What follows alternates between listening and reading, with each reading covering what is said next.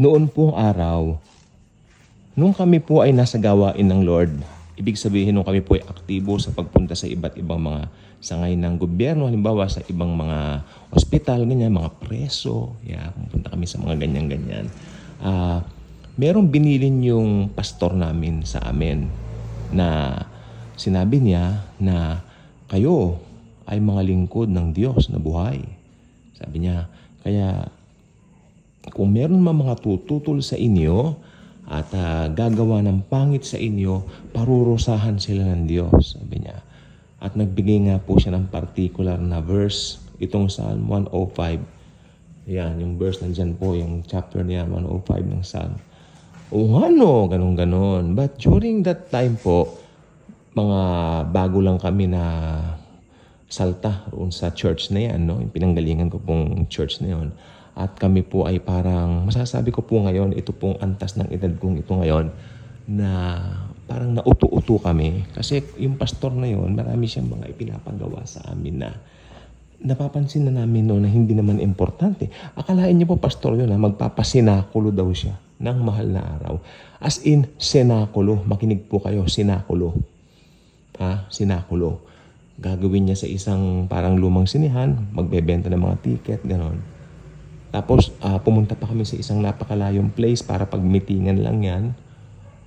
Wala rin naman pong nangyari. Mapapagod lang tayo, huwag na lang, kanyang bigla. Pambihira naman ako. Nagsiyang ka ng effort, di ba? Mga gano'n. Siya po nagturo sa amin na verse na yan na Psalm 105, na chapter na yan na Psalm 105, na do not touch the anointed ones. Alam nyo, actually, sa panahon natin ngayon, marami mga believers na naniniwala dyan. Yung mga pastor daw, yung mga nasa church, siyempre, yung mga bishop, yung mga pastor, do not touch them. Halimbawa, believer ka. Kasi, alam nyo, sa mga institutional churches, talagang hindi nasusunod ang Biblia. Kasi sa mga institutional churches, merong mga pinakamataas yung pastor o bishop, di ba? Tapos susunod yung mga elders, tapos pinakamababa raw yung mga members. Wherein ang itinuturo ng Biblia is this: all of you are praised in Christ Jesus. Ibig sabihin, pantay-pantay yung anointing natin. At baka masyak po kayo pag sabihin ko, yung anointing ni Jesus at saka anointing natin, pantay po yan. Hindi po mas malaki yung anointing ni Jesus sa atin when it comes to anointing. Hindi ko sinasabi yung pagka-Diyos niya. Yung anointing ang sinasabi ko. Kasi partakers po tayo ng anointing ng Panginoon. Oo, hindi ko nang papaliwanag yan, pero napakagaling ng pastor na nagpaliwanag din sa akin yan. And nakuha ko po talaga. Amen. Yung anointing ng Lord, anointing din natin yon. So, what makes them less kung hindi sila pastor o hindi sila bishop and all that? And what makes them more naman kung nasa position sila? Wala. Pantay-pantay po tayo. Alam niyo yung verse na yan, nakakalungkot po. Ginagamit po nila ngayon yung sukatan ng manipulative tactics nila.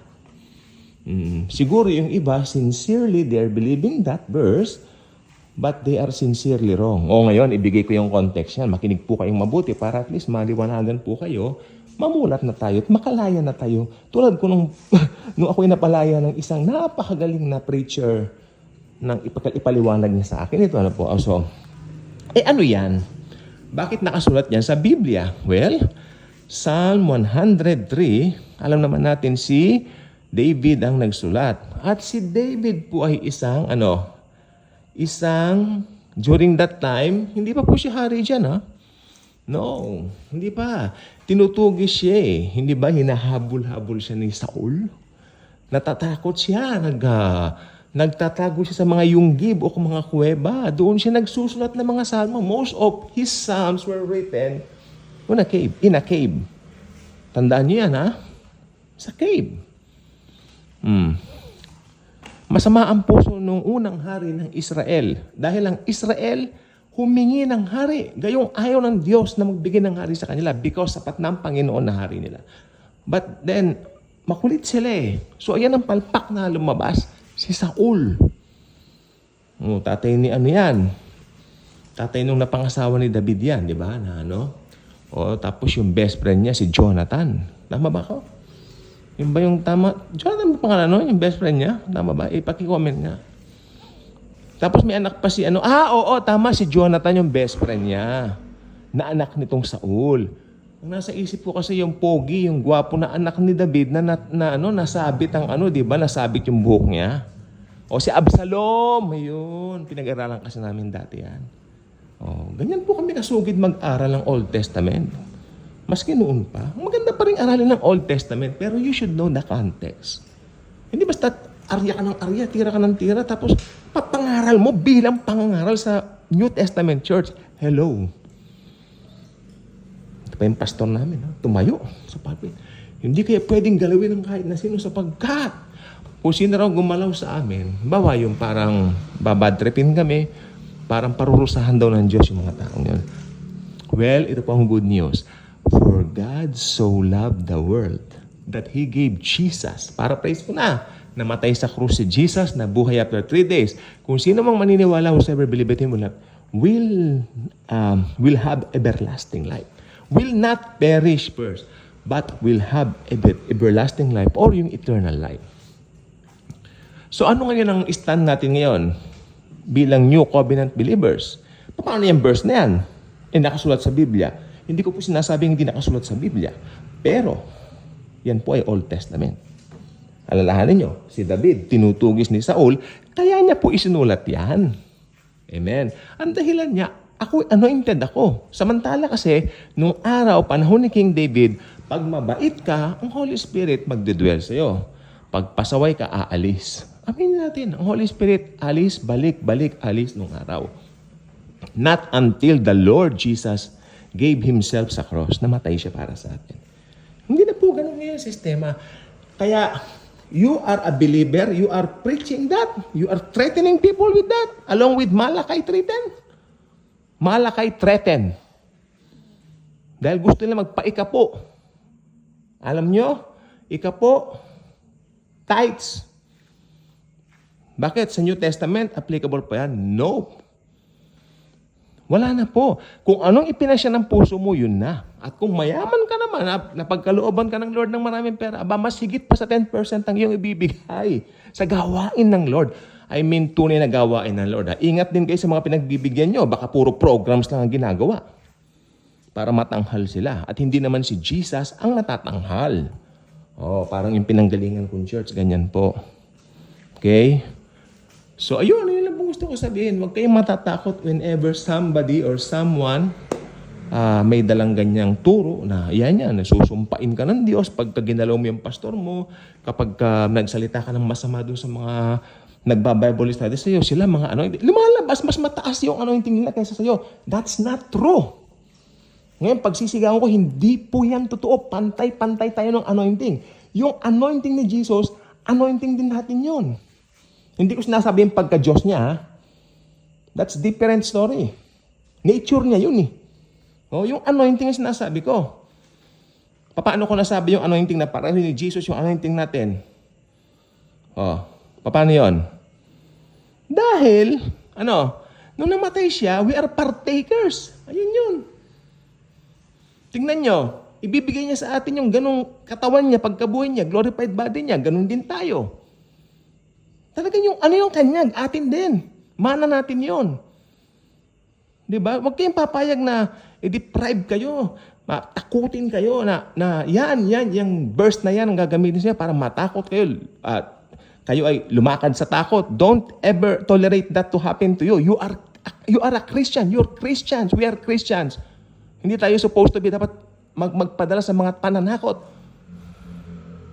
Sabi ng Galatia 5:1, ulit-ulitin ko, kayo'y malaya na, kaya manatili kayong malaya. Pinalaya na kayo ni Kristo Jesus. Hindi tanikala pa kayo sa mga ganyan na maling paniniwala.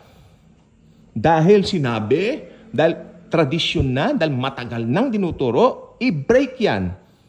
Bigyan ng jacket yung nag-break. Di ba? Ginagamit ni Lord yung mga nagbe-break. Full grace believers. Huwag nang ganyan. Tapos may nakita ko sa Facebook, nag-post, video matanda na siya. Sabi niya, kailangan daw pupunta tayo sa templo ng Diyos, Doon daw sa templo ng Diyos, hahanapin mo yung magaling, yung pinakamahusay na magtuturo sa iyo para lumago ka sa Panginoon. Hindi ba nila alam yung templo ng Diyos tayo, katawan natin. Yan ang templo ng Diyos, yung katawan mo, yung body mo, templo ng Diyos yan. Nandyan na si Jesus sa iyo, nabubuhay na siya sa iyo through the Holy Spirit. Paano mo sasabihin na pupunta ka sa templo ng Diyos? Aba, ang Diyos hindi nananahan sa templo na ginawa ng kamay. Amen. Kaya may mga nag-a-accuse sa ating mga naniniwala dun sa pagbabalik ng third temple. Ba't magbabalik ang third temple? Sabi nila. Tinapos na nga ni Jesus yan. Opo, tinapos na po ni Jesus yan. Pero ang magbabalik ng third temple, yung mga Hudyo, hindi naman sila naniniwala kay Jesus na si Jesus ang tagapagligtas nila . Hindi naman sila naniniwala sa Kanya na siya yung Messiah nila. No. Kung meron man pinaka number 1 na Christ rejecter sa buong mundo, yan ang mga Hudyo. Tandaan niyo po yan. Sila po yan. Okay? Up to now, galit na galit sila, umuusok ang mga tenga nila kapag naririnig nila ang pangalan ni Jesus. Patutunayan ko po sa inyo yan. Maraming mga videos dyan. Hanap-hanap lang kayo sa YouTube. Dito sa YouTube, brother. Okay? So, alam nyo, panahon na po ngayon ng kalayaan. Masaya ang buhay Kristiyano. Paano ka magiging masaya sa buhay Kristiyano mo kung, minamanipulate ka? Di ba? O kailangan ganito, puro ganito, ganyan. Abay, malaya na tayo. Magnatili na lang tayong malaya. Tumingin tayo lagi kay Jesus. Yun lang po. Bye-bye.